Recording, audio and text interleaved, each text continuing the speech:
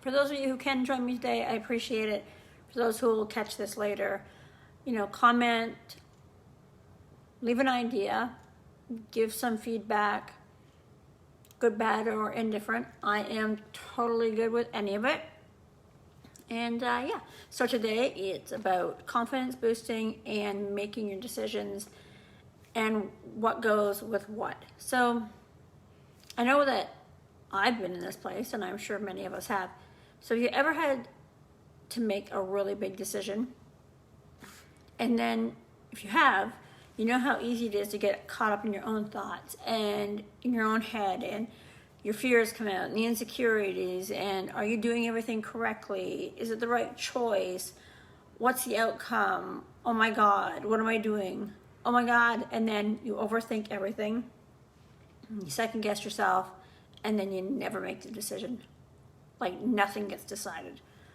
I've been there, as I said, and I'm sure most of you out there have. It's not just a lack of confidence that can do this, but it's indecision is probably our biggest culprit in a lot of decision making when it comes to our confidence and actually owning our confidence, or not being able to focus in and allow ourselves to be open and receptive to getting help when it comes to our confidence. It takes a lot of courage for people to admit that they have or suffer from a lack of confidence. We all think we have tons of it until we go down this really weird path, and then we realize, wait, shit, what happened? So I want people to think about that when you make a decision. Are you being decisive in that thought or not? So the inability to decide on an option can delay your entire day, month, or even your life. Excuse me. It could lead to a missed or lost opportunity. It could be a job promotion that you're going to lose because you're not confident enough and you can't make that decision about what you're going to do and how you're going to engage and make that happen for yourself. So the only solution in all of this is to learn to adjust your thinking and start making those important choices in your life. So it's a tough thing to do, but it is some of the best advice for getting more comfortable and making big decisions in your life. And everybody's own idea of a big decision is different as well. So there are some steps that I wrote out that do help in the process. Decision making, this is like number 1, is a muscle. Just like memory is a muscle. The more you use it, the better your memory gets. The more you use the decision making ability, that's building that muscle. So the more you make the decisions and see what's working for you, and then make the corrections, and then continue making more decisions. And that's how you become better at it. And you'll be able to make other decisions quickly and not doubt yourself. I use the 5, 4, 3, 2, 1 method for myself, and I use it with some of my coaching clients as well. And that is, you count backwards. 5, 4, 3, 2, 1. You make your decision. You see, it doesn't work in the reverse. You can't go 1, 2, 3, 4, 5 because you can continue that on to 5, 6, 7, 8, 9, 10 and come up, and that number continues so you don't make that decision. But 5-second rule, make the decision. It doesn't have to be about the little thing, the big things. It can be the little things, and then you can practice it and continue. So it's a pretty cool and effective way that I use in my coaching and in my own life to make a decision. Hello. So, and number 2, start with small decisions and work your way up. So just like working, for example, like let's say working out, going to the gym. You start out slow. You don't get in there and start, running 5K on a treadmill, you don't start on, 100-pound weights, you don't start on 50-pound weights. You begin small steps and then you progressively get stronger.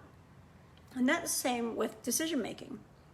And it's again part of that confidence equation.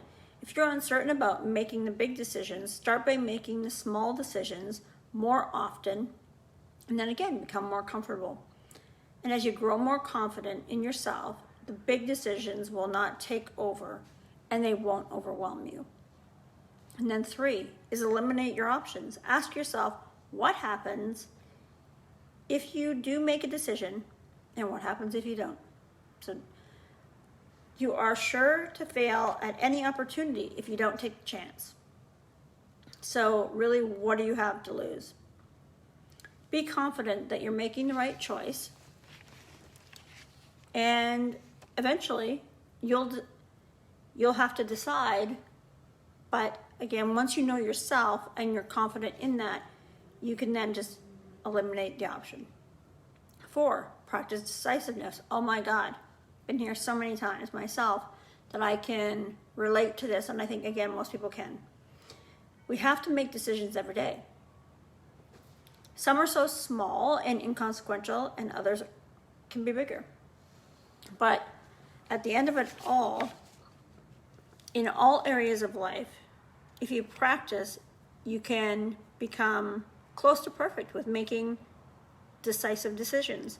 We can develop the ability and become more comfortable with the things you practice, and with time, you'll find making big decisions are far easier and more comfortable and confident from all the small decisions you have practiced. So you're going to take all those big, small decisions, and you're going to continue to practice being decisive with those and being confident in that decision. And then by practicing, you can attack the bigger problems. 5, I've written down, is focus on your goals and the outcome. So you have a clear goal that you set for yourself, and you make good decisions from it. Without clear goals, and you will not succeed. You won't be able to accomplish either big or small goals. So if your goal is to get a promotion, focus and imagine what it would be like to actually have that promotion, or whatever that is that you want. Envision it, imagine it, believe in it, believe in yourself. Know the confidence that you have in yourself and what that will do. And start with small decisions to make sure that they are part of your mission, they're part of your goals and your values.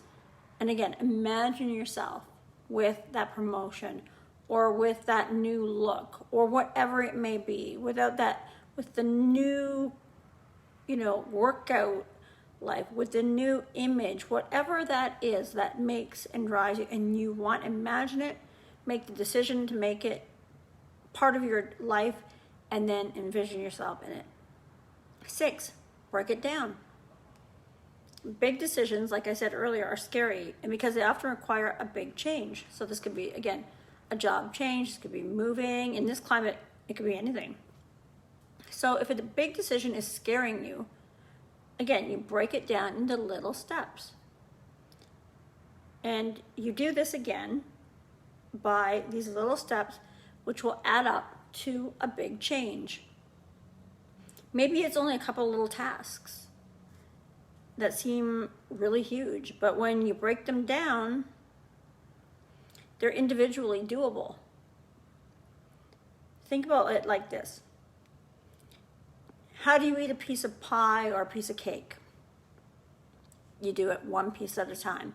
This is the same as making a decision, being decisive and being confident in what you're doing in the day-to-day and what you're building and what you're learning.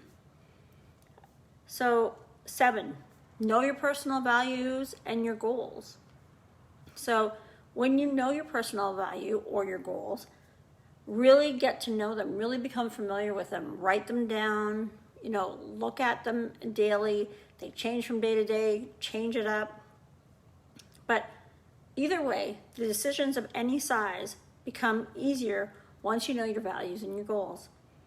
So it's your decision that you're making is consistent with the values and the goals that you have, then it's all good. So you have to make sure that once you've done this, you've moved on and you've moved forward with those values and goals in place and with confidence, which really, when you start to learn these little things, it really is much easier.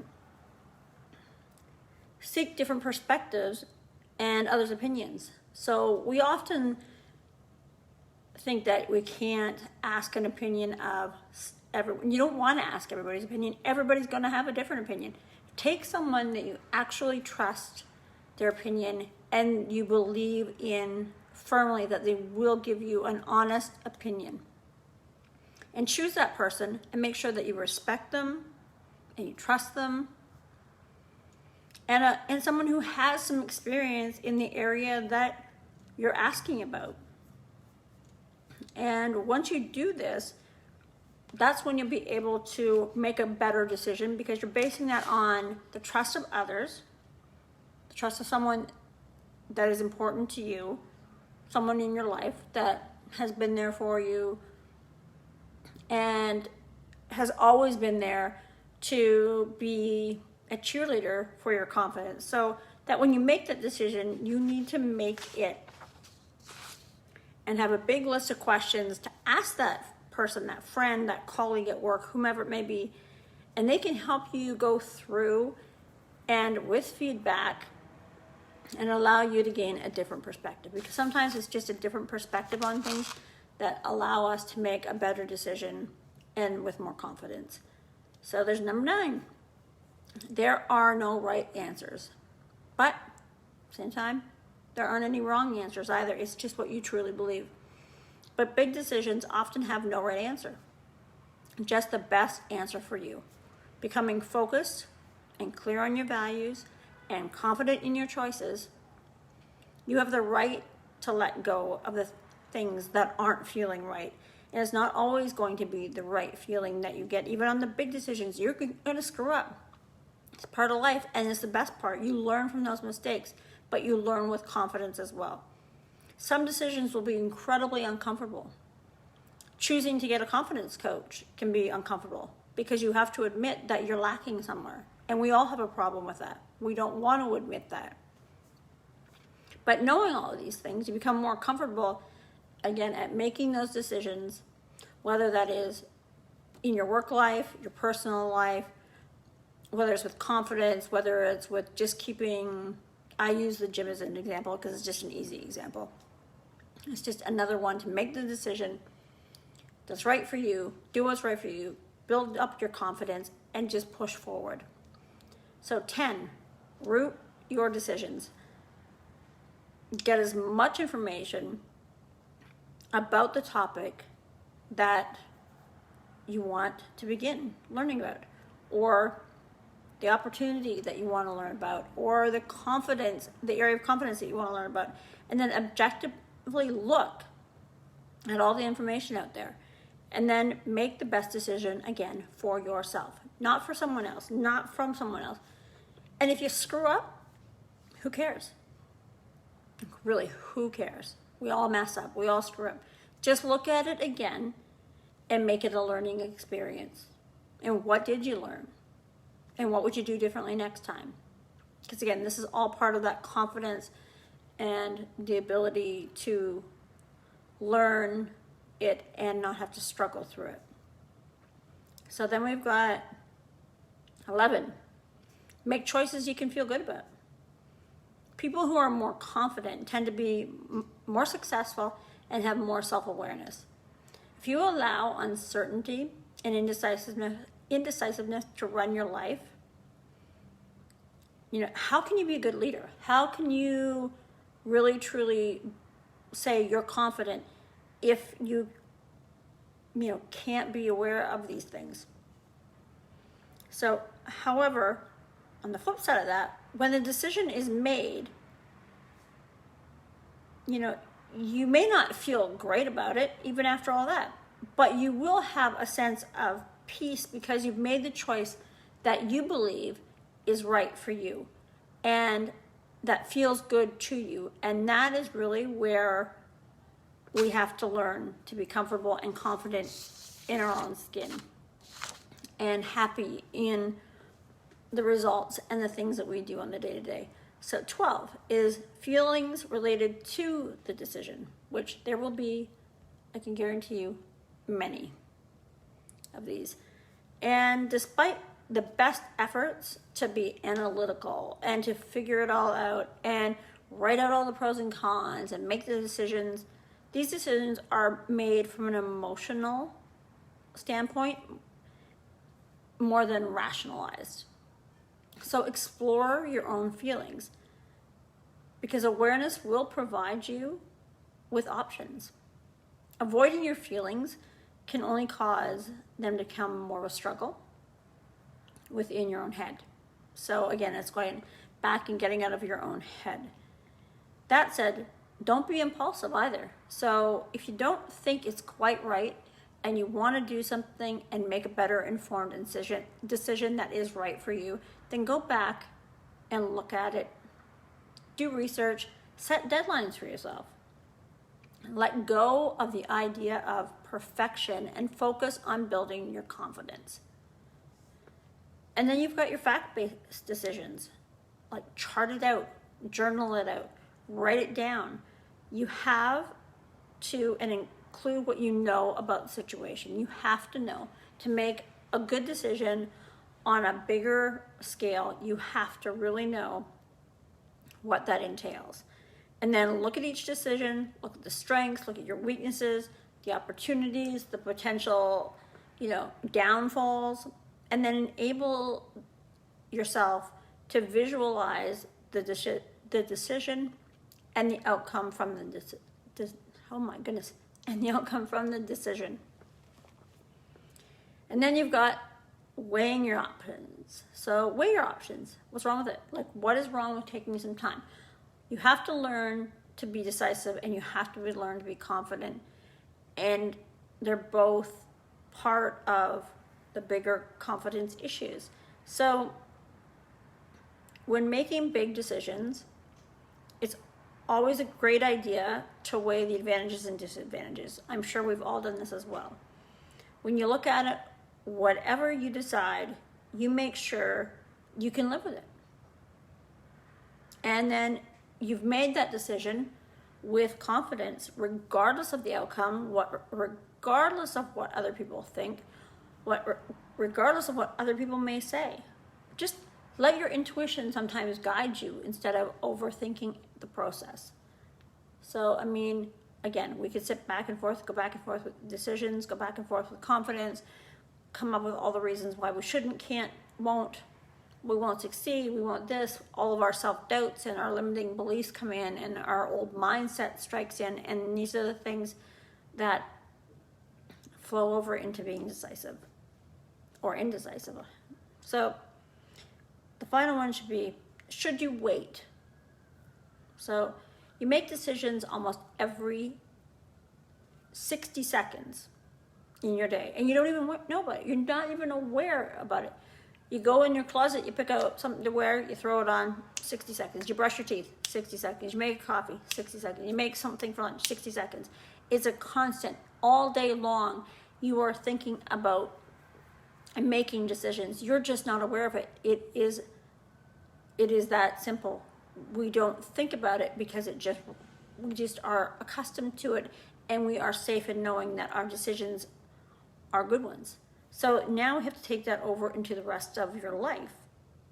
And what does that do?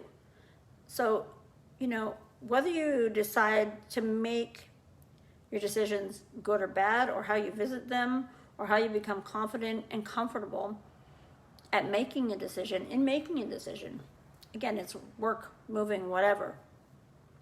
If you aren't great at making decisions, you could start just by giving yourself a timeline. So, I have the 5, 4, 3, 2, 1 rule that I use on clients, and there's other clients that I use 24-hour rule on.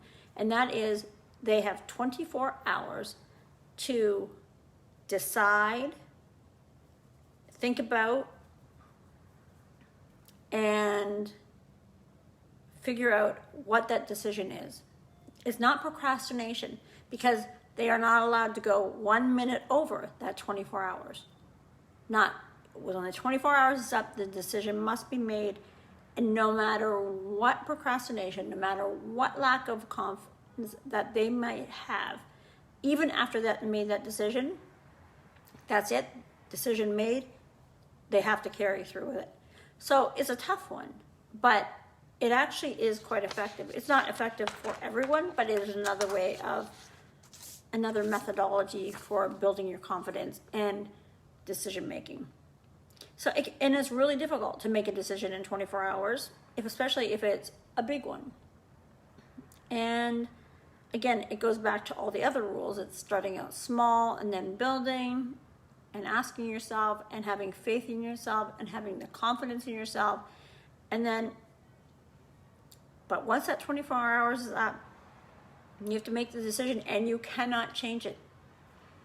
So you cannot go 1 minute over that 24-hour mark, as I said, because overthinking anything will cloud your judgment and nothing will get achieved. All of our self-doubt and all of our lack of confidence will feed what we're thinking, and then that leads us to being indecisive. It is really, truly a huge problem that a lot of us have.